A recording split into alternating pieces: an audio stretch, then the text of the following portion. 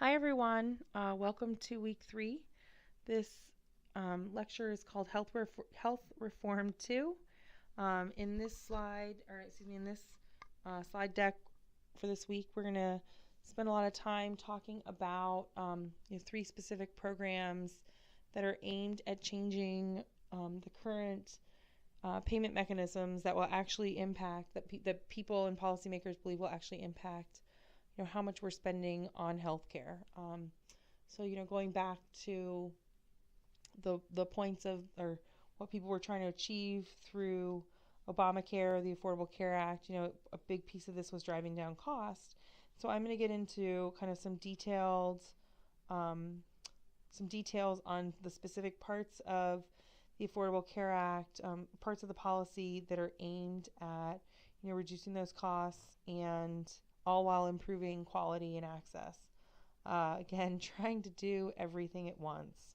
But a big piece of this again is reducing costs. So I think for those of you working in a healthcare organization now, if you get an opportunity to talk with some of the leaders in your organization about some of this stuff, I think it's always beneficial and always helpful in terms of gaining perspective on what do they see as really helping them focus on quality and cost, and how do they feel about these programs. I absolutely think that through this through the Affordable Care Act, organizations are seeing a lot of changes in how they get paid, and they're trying to respond to those quickly. But anyway, we'll go ahead and get started, and I hope you guys enjoyed the lecture.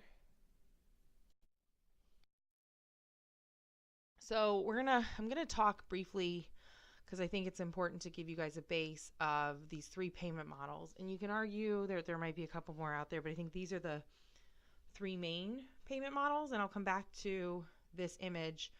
But overall, there's fee-for-service, there's bundled payments, and then there's global capitation payments. There really is no argument in this country that we operate in a primarily fee-for-service environment. I would say the majority of organizations are stuck in that, or practice or deliver care in a fee-for-service environment, but we're starting to transition to some of these other types of payment models. And so when you think about fee-for-service, again, this is something you just need to know, and I think that it is, these are good parts of the test, potential test questions, is being able to describe these and understand them. But the first is fee-for-service. And so under fee-for-service, physicians are paid for every service and test that they provide. And this means that every time you walk into the physician's office and you sit down in a visit, you get billed for it. And some of the pros are that from a physician side or the provider side, you're able to price services in a way where you can ensure that you have a steady stream of revenue. So you're able to predict your costs, you're able to predict how much you're going to take home at the end of the day. The big cons on this is that you incentivize a lot of people argue that it incentivizes volume over value. So if you think about it, if you are a patient and you call, you need to be seen by a physician, you can call and say, well, I have symptoms ABC, and they'll schedule you for an appointment. Say it's a Monday, they'll schedule you for an appointment on Wednesday. Say on Tuesday, you realize that you also want to talk to the physician about something totally separate, but about D. And you call back and you say, hey, look, I'm actually also going to need an appointment for this. Can I just do it at the same time I see the physician tomorrow? And what it incentivizes in this case is for them to actually have you come in twice, because each time you come in for those different types of kind of what you need to talk to the physician about, you get to bill for 2 separate visits. You could say there are 2 types of visits. And so often some people say that this fee-for-service environment or billing payment model incentivizes physicians to see patients as procedures. So, every time that you see a patient, you think of them in terms of, okay, what procedures are going to come out of this patient. And as a result, some people argue that, maybe physicians might have an incentive to do more, procedures on patients. And so, for example, if you're a surgeon and you're used to cutting, you may see a patient who may potentially need, surgery, but it's really maybe not the outcomes for what they need may not be that good. But, in your mind, every time that you provide a procedure, that you do a procedure, you get paid. So you may be incentivized to recommend a procedure when in reality, it may not be what's best for the patient. And there may be a better, more cost-effective, but also a better in terms of the outcomes for the patient procedure. But, as a physician, are you going to recommend that they, don't get a surgery when what you get paid for is to do surgery? And then I think that leads into the next con, which is that people argue that there's very little incentive to keep patients healthy. You don't get paid if patients don't come into your office. You don't get paid if patients are able to manage their disease at home. If you don't get paid if they don't get sick. And so, you're not able to bill for some of those, you're not able to bill for the procedures or the consultations where you say to a patient, hey, instead of having having bypass surgery, if you just spent 2 months and focused on this type of diet and, went and consulted with a nutritionist, we could keep you out of surgery, and you could change your lifestyle. Those type of conversations between patients and physicians weren't incentivized. Instead, what was incentivized was when a cardiologist, recommended surgery. And so, someone came in and they potentially may be a good candidate for a heart surgery, even though there might be a potential way for that patient to, become healthier through behavioral changes, but also, limit, the amount that they have to incur from a cost perspective by being able to avoid an unnecessary surgery, or maybe not unnecessary, but, avoid surgery by taking behavioral steps. Well, that is not what physicians get paid for. So therefore, it's argued that this fee-for-service environment doesn't keep people healthy. It doesn't encourage physicians to work with patients in a way that, or see them in a way where they want to work with them on their overall health. And lastly, I think I mentioned this earlier, but there's very little incentive to create efficiencies within the processes within organizations, because again, every time someone walks into the office, you get to bill. So we'll go on to the next slide. So on the other end of the spectrum, the complete opposite of fee-for-service is what's called capitation, or the global payment model. These are kind of used simultaneously, or interchangeably. And some of you may be familiar with capitation if you were working in healthcare, or you're familiar with the movement in the 90s for the HMO. It is a similar concept.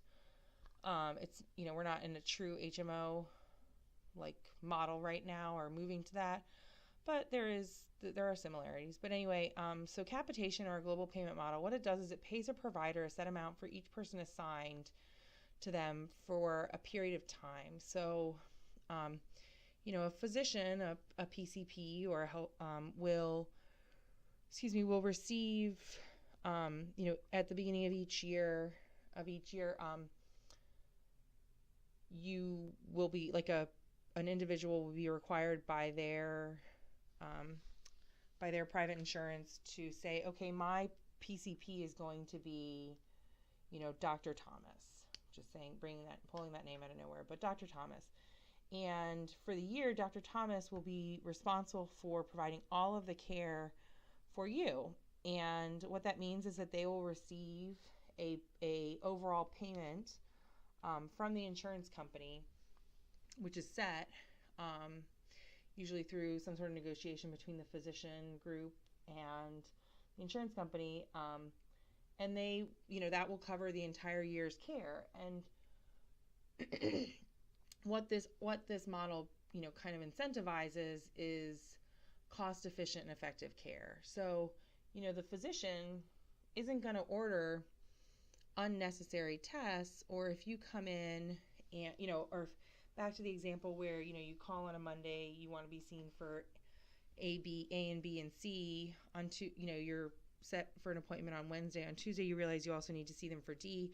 You call back, they're going to be incentivized to take care of all of that in one visit, because, that would be cheaper and more cost efficient, and deliver care in a more cost efficient way than seeing you in multiple visits. So the cons for this is that, some people argue that it may incentivize underutilization, and it may incentivize physicians to maybe not recommend that you come in and receive care when you should, because they're trying to, reduce your utilization, because each visit, is potentially, if it's an unnecessary visit, is potentially money out of their pocket. Every time you come in, you're consuming healthcare and it's costing money.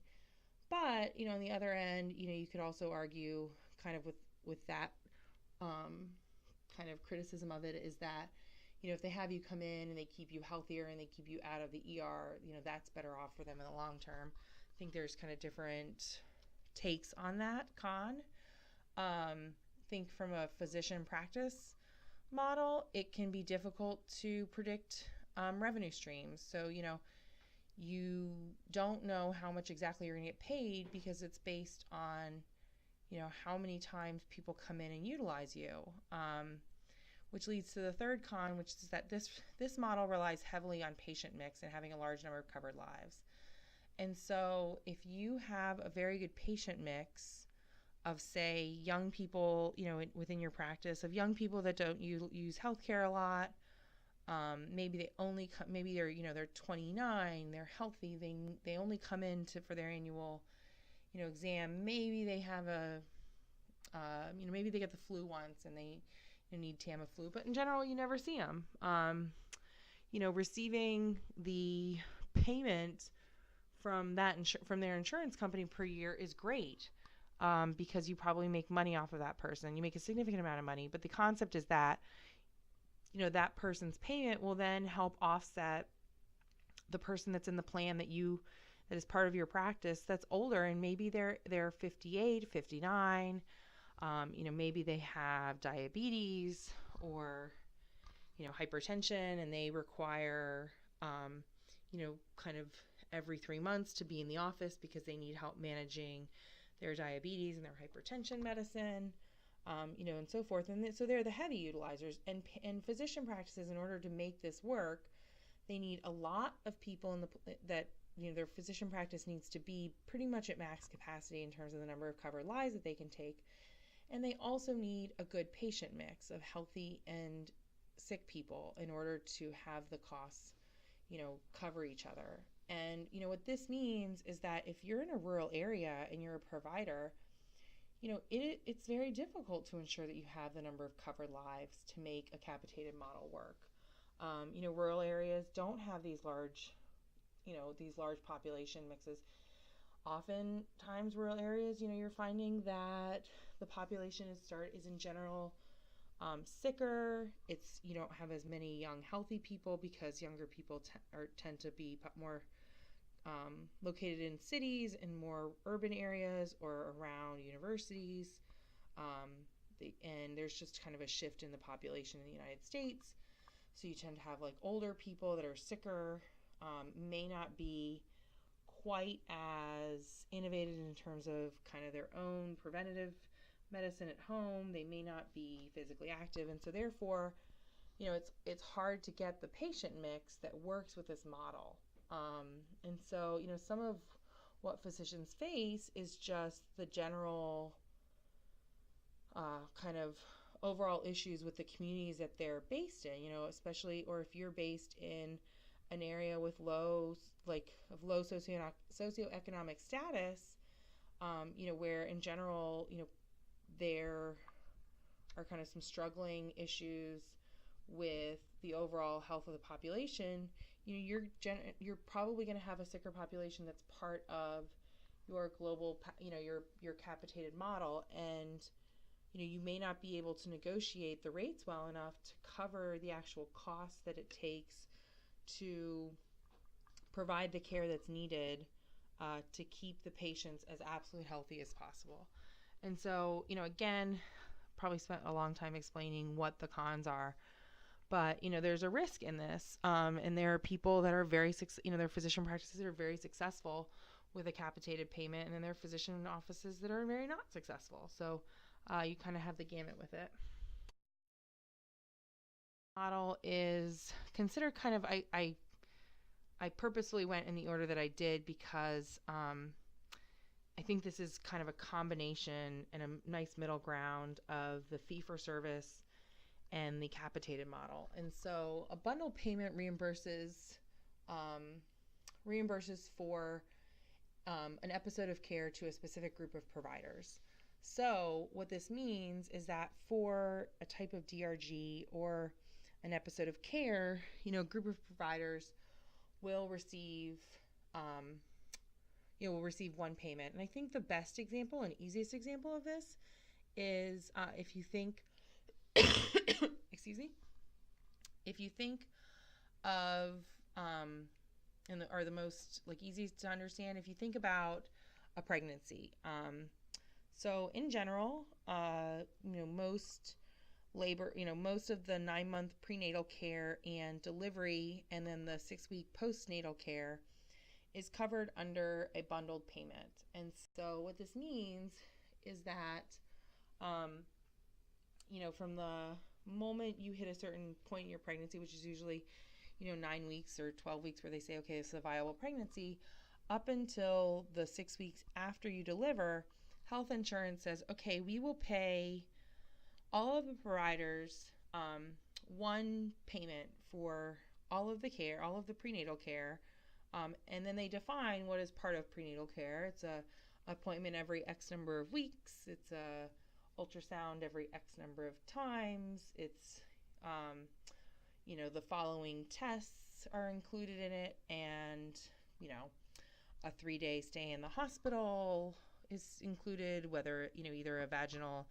or a surgical birth is covered if it the stays in the payment to the hospital is included in it, and then a follow-up visit, and potentially if there are any issues during the pregnancy, if you need additional, if you need to come in additionally, or if you say there's something postnatally, it's all covered in it. And the concept behind this is that they can do this because in this country, we have enough data about prenatal, postnatal, and the labor and delivery of children, of babies, to know kind of what is the routine care, what's the general care that women need the 9 months before, and then during the labor and delivery and afterwards, 6 weeks afterwards.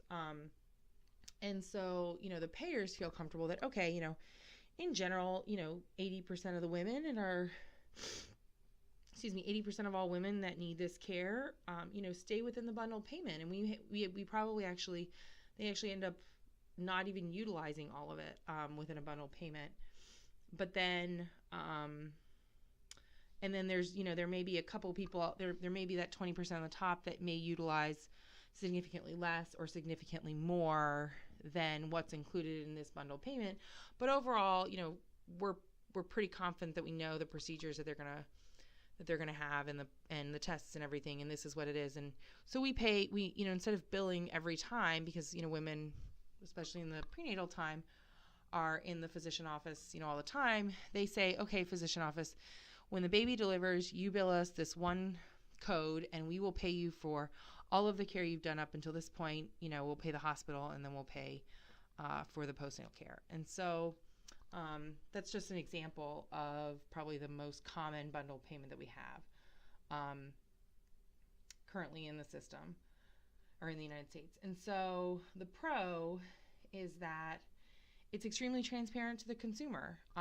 If in the example of being pregnant, the physician office can tell the patient, here's how much this is going to cost you in this time.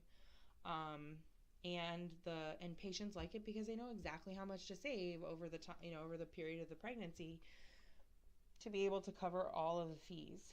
I think it's also a big pro is that people think it discourages unnecessary services, and so it encourages physicians to understand exactly what the patient needs and to act within those perimeters. The cons are that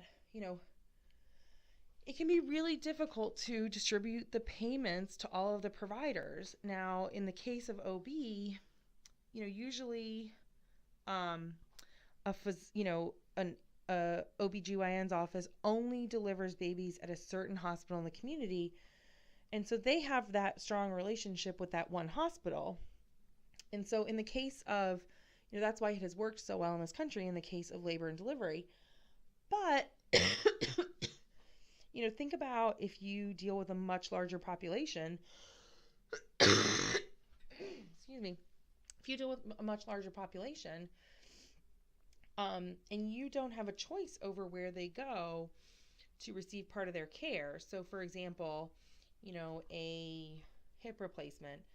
Many people that have hip replacements after they have the surgery, they need to go and they need to receive rehab care.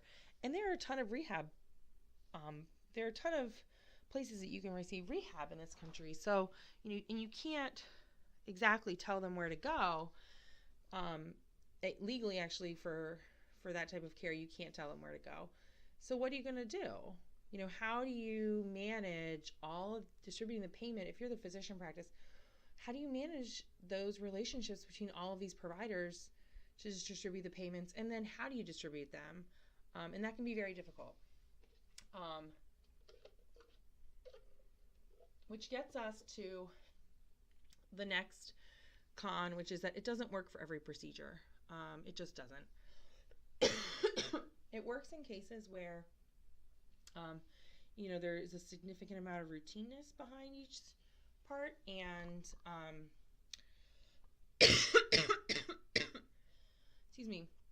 significant amount of routineness behind each procedure. So things that people do all the time, high volume, and there's a predictability around the care that people are going to need.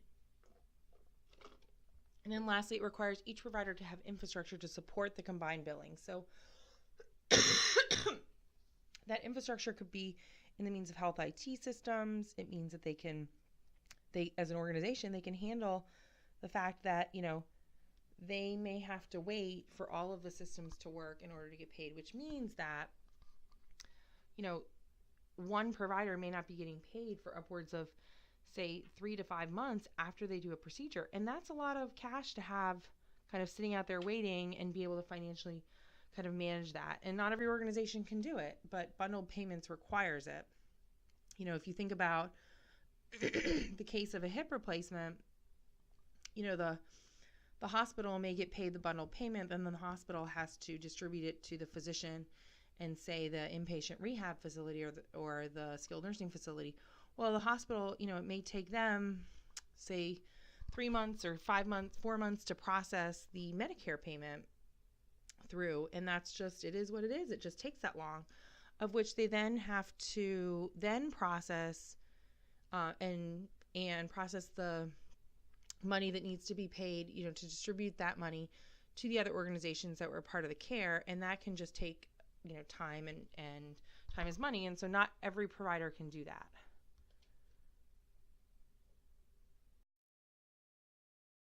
Back to these 3 payment models, it's important to understand that from an organization, a provider organization perspective, there's a different amount of risk associated with these 3 payment models. I think in the fee-for-service, you have the absolute least risk as a provider.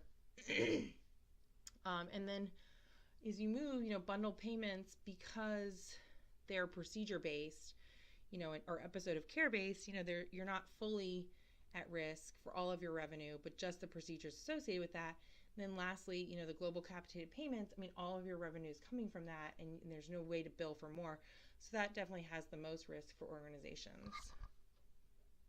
And in terms of what what we just went over, I would say that, this is very important to understand for the exam. These different type of payment models, who's at risk for what, and just understand what the definitions are, maybe some examples, be able to compare and contrast them. I would definitely say you could see this on an exam.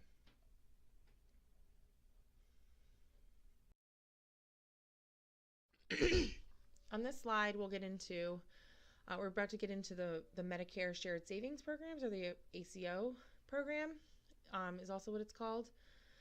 So CMS defines an ACO as, quote, a legal entity that is recognized and authorized under applicable state, federal, and tribal law, composed of certified Medicare providers or suppliers. These participants work together to manage and coordinate care for a defined population of Medicare fee-for-service beneficiaries and have established a mechanism for shared governance that provides appropriate control over the ACO's decision-making process. ACOs that meet specified quality performance standards are eligible to receive payments for shared savings if they can reduce spending growth below targeted amounts. So I think the big part of this is that they have a defined population of Medicare fee-for-service beneficiaries, and then they have specific quality standards, and if they meet certain targets and they reduce spending growth below the targets, then they can be eligible to receive a payment for the shared savings. Hence the term, the Medicare Shared Savings Program, because anything that they do below that target, they have the ability to share in the savings. Let's think about this continuum of care. And this is a very, very simplified picture of the continuum of care. Before an ACO, all of these different providers and actors are operating independently. Let's say a patient, an elderly patient, 71-year-old woman, goes into her physician office and she's complaining of chest pains and she's complaining of difficulty breathing, and her physician then takes and she goes ahead and she admits her.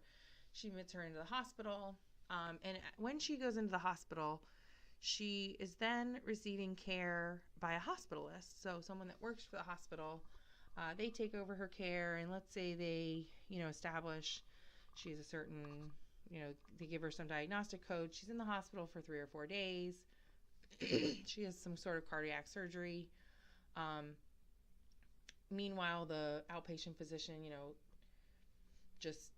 she transferred the care, the outpatient physician transferred the care to the acute care hospital. Within the hospital, they determine that she's going to need some sort of rehab or subacute care. So, because, let's say the 71-year-old woman, let's call her Anna. Anna, doesn't live anywhere close to a family member. She can't really take care of herself. She doesn't have the strength to be able to, make meals by herself or go to the bathroom, and she needs some rehab to get her strength back. She needs, say, a week of rehab. So she's going to go to an inpatient subacute care facility. She's going to transition from the acute care hospital there. During this acute care episode, and they transition to the subacute care center, all the documentation about her care plan is really long. She doesn't quite understand it. She only got to talk to the hospitalist for, say, 10 minutes, when really she felt like she had 15 minutes of questions. But she goes ahead and she goes to the subacute care facility. And while she's there, they don't fully understand all of her needs. And let's say she, she doesn't get turned, and she has some complaints, and she ends up getting some bed sores, and they're infected. So she ends up going back into the acute care hospital.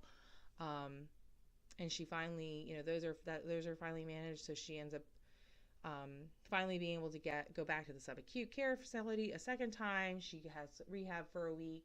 She's now healthy enough to go home, but she's not quite not quite healthy enough to be on her own. So she goes ahead and she, they give her some home health. So the nurse stops by for 2 weeks each day, helping bathe her and get her, making sure that she has meals and she's able to be mobile and that she's safe. So all of that is a very accurate depiction of what someone in Medicare, experiences. And all throughout the time, Anna was moving between 4 different providers, and there was really, no one helping connect connect her care. She was kind of had to manage it all herself. And in addition, she, as a result of kind of those poor connections and transitions and some quality of care issues, she ended up having to go back into the acute care hospital for a readmission due to bed sores.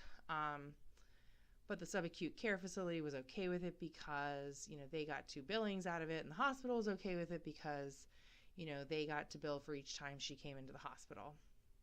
And that, my friends, is very much what the fee-for-service environment encourages or incentivizes. Now,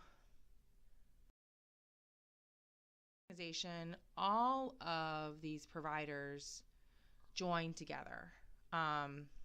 And they can join together in kind of some various legal different ways. I don't think we have any lawyers in the room, in the class this semester, but in general, there are different legal entities that people can participate in, but it brings them all together under one kind of entity where they can work together. And I really like this quote from McClellan. It says, an ACO, they incentivize hospitals, physicians, post-acute care facilities, and other providers involved to form linkages and facilitate coordination and delivery of care. So, under our example of Anna, Anna may not have had those bed sore issues because, let's say, upon her leaving the acute care facility, the hospital, someone from the hospital, that is only responsible for doing transitions of cares to subacute care facilities, they went ahead and called the subacute care facility and they said, this is what Anna's going to need. This is how often Anna needs to be turned. This is Anna's program of care, or, her, what she's being prescribed for a care plan. Let's keep Anna healthy. We all want to get paid what we can. This is what's right for Anna. Let's keep her on target with her. We only want to have her in the subacute care facility for 1 week. And she potentially could have avoided a hospitalization and an additional use of subacute care, therefore reducing her costs. So, the point being, it brings, even though we went on a tangent about Anna, brings all of these providers under one organizational structure. I really like this definition of what an ACO is, and it's based on a Jenny Gold article from the Kaiser Family Foundation. So an ACO is a network of doctors and hospitals that shares financial and medical responsibility for providing coordinated care to patients in hopes of limiting unnecessary spending. And in 2014, I believe it was, there were 6 million Medicare beneficiaries in an ACO. So let's just go over kind of what, from a Medicare perspective, when Medicare defines an ACO. So when I say when Medicare defines an ACO, I'm talking about in order to have Medicare beneficiaries in an ACO. What does this mean? So the eligible providers that are involved in it are professionals, so physicians and other clinicians in group practice arrangements, networks of individual practices, joint ventures between hospitals and professionals, and then hospitals employing professionals, so hospitals that employ physicians. In order to be a legal entity, you have to be able to receive and distribute shared savings. So legally, you have to be able to receive payments. You also have to be able to repay shared losses. You have to have a mechanism for doing that. You have to have a mechanism for establishing, reporting, and ensuring that all participating providers comply with the program requirements in terms of the quality standards, which means that you need to be able to have a staff that, employ people to, report and establish and ensure that all of this is happening. And then you need to meet the other, requisite ACO functions defined in the statute, which are kind of limited in more just legal jargon under number 4. A big piece of this is that you have to have a board or a governance body. And this board has to be made up of 75% of the people have to be providers within your ACO, which is a physician or an advanced practice nurse provider or PA. You need to have at least one Medicare beneficiary and then one community representative. So they're very crystal clear in terms of, who is overseeing the leadership and who's guiding the structure. And then you need to have a leadership and management structure that kind of oversees the clinical and administrative systems. So you need to have an operations team. There needs to be clinical management oversight, so quality oversight. And then there has to be a meaningful commitment by providers, either from, financial or human commitment, human capital commitment in terms of clinical integration.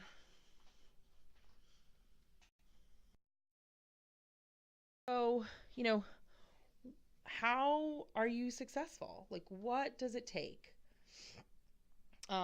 So, according to Medicare, so Medicare requires 5,000 covered lives to be an ACO.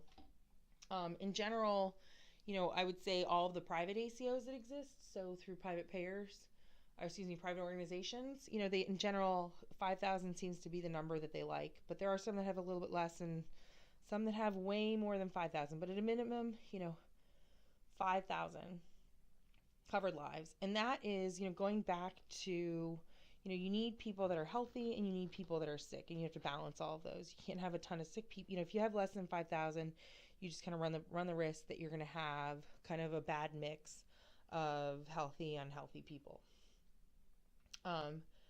Next, you need a significant number of primary care providers and beneficiaries.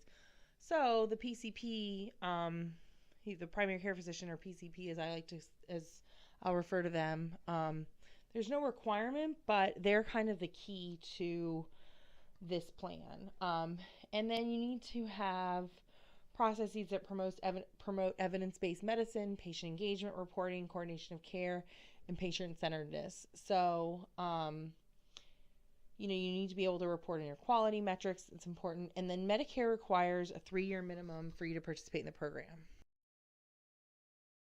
So why become an ACO? Like, why would you do it? I mean, why change the system that you're under? Well, everyone's lured by the potential shared savings, and they're lured by, there's lots of the money that's going to be flying around. I think that's kind of funny or a joke, but I think they're even lured more by a few things. First, I think that they're lured by the fact that, right now it's optional. You don't have to become an ACO, but that it's where the market's going. It's where we're going in the future of healthcare in this country. It's the right thing to do for patients. It's going to provide better quality care and so forth. The next is that, organizations that are in competitive markets, they believe that this is their way to gain market share. That if they're in a market and they know that, in order to have an ACO, they need 5,000 covered lives. Well, they think that they'll gain market share and that people will want to join in their ACO, as compared to if they don't have an ACO, that it doesn't give that they won't have a leg up compared to their competitors. And I think that, those are really the two. Yes, there's a potential for shared savings, and I think everyone is obviously expecting that, but I think there is this worry that if they don't do it, eventually everyone will be required. We're going to move away from this optional agreement to more of a required model. And so, it's better to start doing it now than to wait until doomsday when you have to. And at least now, you have some sort of flexibility around, the shared savings and so forth. Get into the performance-based reimbursement. And the program that we're going to talk about is the hospital Readmission reduction program. So many people think of this as the 30-day readmission penalties. So we talked about Anna earlier. Let's keep on the Anna example, or Anne example, excuse me. So, Anne went from her hospital stay to the subacute care facility, and Anne didn't get, turned, or she didn't have really adequate care, and she ended up having to go back into the acute care hospital for some bed sores that got infected. And as a result, and then ended up going back to the subacute care facility. So what the hospital readmission reduction program says is that, that was a result, that readmission was unplanned, and it was a result of poor care, and we're not, we don't want to keep paying for those. And we're going to start, putting in a program that tries to incentivize better quality of care among the providers to ensure that, that they are doing the things to make sure patients, who don't need to be back in within 30 days aren't. So what it says is that there's a penalty for, and they base this penalty based on the readmissions for acute myocardial infarction, so a heart attack, heart failure, pneumonia readmissions, coronary artery bypass graft. Surgery started in 2016. And in 2013, it was the penalties were 1% of all Medicare payments. 2014, it was 2%. 2015, there was 3% of all Medicare payments. And what this said is that, and what it did is it measured excess readmissions. So it said that, that anything that exceeds a, quote, expected readmission rate. And so what CMS said is, look, we get that a lot of people that come in and have heart attacks or heart failure or pneumonia, we get that they are really sick, and that they just, by the nature of being really sick, they may end up back in the hospital. But what it says is that, look, there's kind of this expected readmission rate. And if you go over that expected readmission rate, we're going to penalize you for a certain percentage of your total Medicare payments. So not just the Medicare payments for the readmission rates, for these diseases, because that's all they measure, but actually your total Medicare beneficiary, your total Medicare reimbursements. And it's important, so it's risk adjusted for demographic characteristics, so age, sex, and then for the severity illness of the hospital's patients. So there's a overall, what we call, I can't think of the name of it, but there's an overall rate of which, what is the quality of the patients that tend to go to a hospital. So the argument behind that is that, some hospitals say, look, we're the safety net hospital of such and such city. We see sicker patients. It's not fair that we're held to this certain standard. So it does take into effect, the severity of the illnesses of the hospital's patients. The overall idea was that it's an effort to improve care and lower costs by imposing financial penalties on hospitals with excess readmissions. The financial penalty, so the percent is applied to all general acute. This rule is applied to all general acute hospitals. So it's not applied to specialty hospitals. It's not applied to, say, it's not applied to a mental health hospital or so forth. And what it does, again, it penalizes hospitals with readmission rates that exceed the national average by reducing payments across all of their medical admissions, not just those which resulted in the readmission. So, what they're measuring for the excess 30-day readmissions is down here. So they measure heart attack readmissions, heart failure, pneumonia, COPD, hip and knee replacement readmissions, and coronary artery bypass graft surgery. This one was recently added for 2016. It's brand new. They started off with these 5, and now they've added this one. And the penalties, at a maximum in 2013, it was 1%, 2% in 2014, 3% in 2016. What do we know about how this program's doing and its ability to drive care down to drive low quality care down and reduce costs, and what are the penalties that people are seeing. So keep in mind, so all of this page are the results from the 2015 data. And when I say the data, it's really interesting the way CMS calculates, and a lot of people don't know this, the way CMS calculates the readmission rate is based on a 3-year average. So it starts in July. So for example, the 2015 penalties that came out at the end of 2015 were based on data from July 2012 through June 2015. And I think, like, as someone who studies organizations and strategy and really thinks hard, thinks very critically about how management impacts patient outcomes and how organizational decision making impacts patient outcomes. Wow, like 3 years, that's a long time. So let's say you're a CEO that gets hired in at the end of 2013, and you start in 2014, and you're in charge of presenting your financials, and you have to show them, look, we got a readmission penalty at the end of 2015 for our readmission rates. But the reality is that you didn't get the job till the end of 2013, and a year and a half of your average was for time that you weren't even here. You weren't even in the job. And so, I think it's, I understand why CMS does it from a data perspective. But I think from like a day-to-day hospital management, reality, that this is something, it's hard. Like how do you swallow the pill that your readmission rates could be, it's 3 years old, not old, but include data from 3 years ago, when you may not even been focusing on this, and it wasn't even kind of in your strategy perspective, strategic plan to focus on this.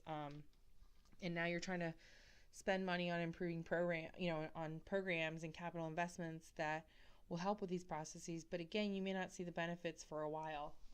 So it's hard. But anyway, so in the 2015 year, there were 2,596 hospitals penalized, so over 50% of the hospitals in the United States, resulting in $528 million of savings from CMS. So CMS, didn't have to pay $528 million in Medicare payments to hospitals, excuse me. But I think, the key to this picture is not that over 50% of hospitals in the United States get a penalty. The bigger picture is that only 49 of the 2,597 hospitals, only 49 of those actually received the maximum fine of 3% of their CMS revenue. So, the average penalty was 0.73%, so less than the 1%. And, what does that say? Does that say that, wow, I think what that does say is that, a lot of the hospitals in this country are actually, they're performing close to what that national average is, that CMS says is okay for readmissions, but they're not, they're just a little too, they're over it by a little amount. It's not these like huge, drastic, huge readmission rates that are so far from the national average.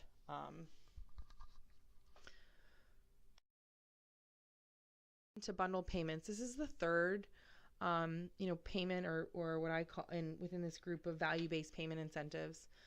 And a definition for this is what it does is it provides a single fixed payment for all providers involved in an episode of care, and it's aimed to align the incentive for all providers. So, we went over this a little bit earlier, but if we think about, we're going to switch our example from Anne to let's say his name is John, to John who needs a hip replacement.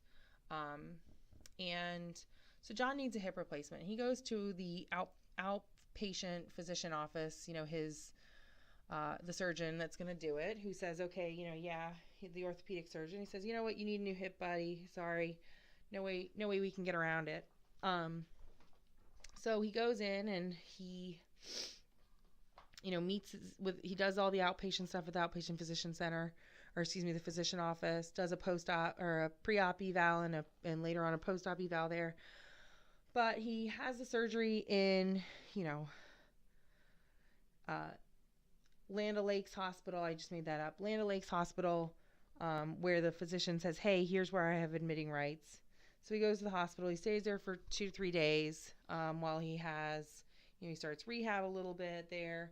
And then what he does is he moves to a rehab hospital, a subacute care rehab hospital, and then maybe he does a little home health. And, before, under the fee-for-service, all of these different entities, so the outpatient physician's office would send a bill to Medicare, the hospital would send a bill to Medicare, the rehab subacute care facility would send a bill to Medicare, and then home health would send a bill to Medicare. Well, with this one, you're going to have one single bill and payment sent, most likely from the hospital, sent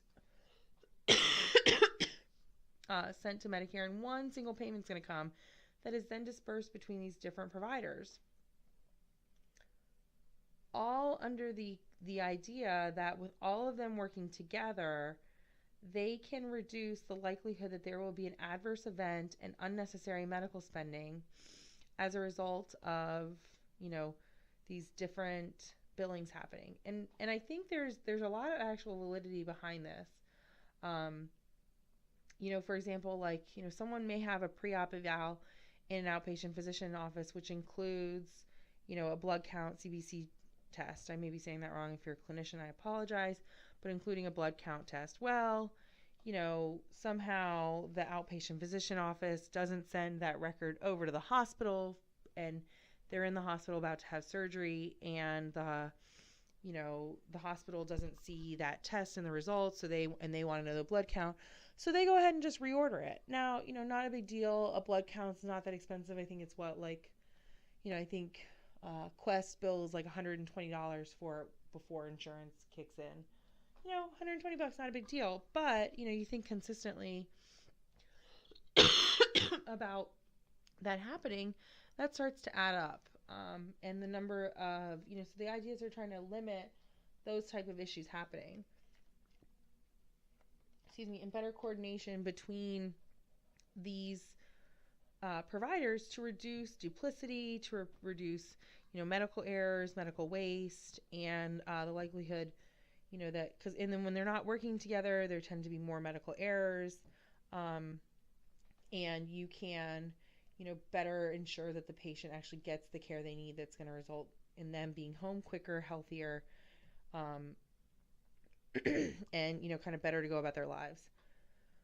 So, with that said, here's where we are from a bundle payments perspective. So the idea was, bundle payments will simplify billing. It will drive down costs for insurers and providers. So providers will, will not have as much medical waste on their end either. It will improve coordination between providers, which will then improve outcomes for patients. But there are a ton of risks involved. In a bundle payment, if you have a patient that has a bad outcome and ends up needing, a much longer rehab stay or a much longer, they have a complication during surgery, you've gone outside of what you're even going to get provided for. And you haven't even sent them, if they have a complication during surgery, you haven't even sent them to rehab yet. And you're already kind of tapped out at what you're going to receive in your payment. So, there are risks involved for people, for the people that go outside of that kind of normal scope of care for, for the type of procedure that's underneath this billing. It's risky for an organization. And so currently they're in a pilot program. This is the first year of the pilot program. Excuse me. So the pilot program is focusing, so there are 500 organizations that are participating in it. They chose certain regions in the hospital that were generally largely populated, so mostly cities, urban areas. And then hospitals within those urban areas are participating in the first pilot program, and they're only doing hip and knee right now, hip and knee replacements for Medicare, and it's all of the payments within the 90 days of them having the procedure. To conclude this class, is all of this going to work? Are we going to be able to reduce the healthcare spending in this country, and are we going to be able to kind of stop the wave from coming? I don't know the answer. Think that these are some very what people consider innovative payment models that are trying to drive innovative care delivery, better coordination, reduce unnecessary spending. But the jury's still out on if they work and if they reduce costs. And sometimes they reduce costs among certain populations, and it's just very complicated. And so I think that we're going to need a lot more time before we know some of these answers. In terms of what to know for the exam, I went over a lot of information. I think that it would be safe to say that I think today's lecture is very important. Definitely the stuff at the beginning that I already mentioned about, the different payment models. And then I think it would be safe to say that you should, understand the overviews of the ACO, the hospital readmission reduction program, and then also what the bundled payment program is and kind of where we are in terms of status of it. So if you have any questions, don't hesitate to ask.